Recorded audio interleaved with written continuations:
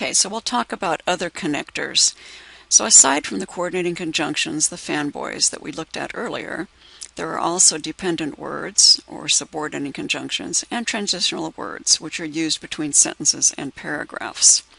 The coordinating conjunctions, the fanboys, connect independent clauses, otherwise also known as main clauses.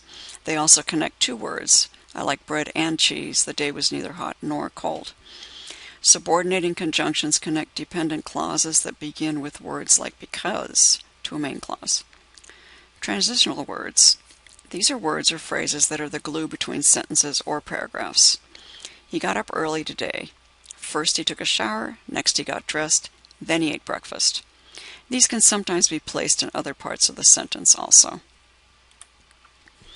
Independent clauses. The fanboys connect independent clauses or main clauses.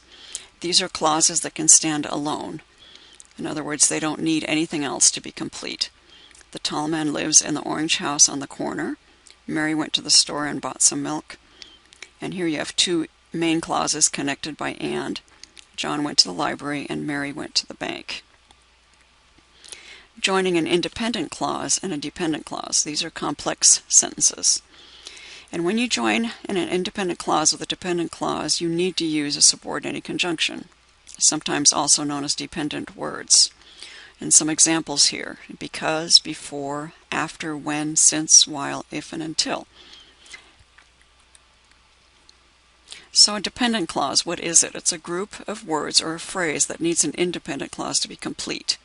For example, you cannot say, because she was tired, and put a period. This would be an incomplete sentence. So if you say, because she was tired, you need an independent clause to finish that sentence. So the correct way would be, because she was tired, she went to bed early. So because she was tired is your dependent clause, and she went to bed early is independent. So some comma rules when we write with these. When you start with a dependent clause, you must put dependent with a comma and then the independent. If you reverse it and begin with the independent clause, you don't need a comma. So for example, beginning with the dependent clause, because she was tired, comma, she went to bed early. However, if you do it the other way, she went to bed early because she was tired, you don't need a comma. The dependent word is always connected to the dependent clause. And as in the above examples, you can begin with the dependent clause or you can begin with the main clause.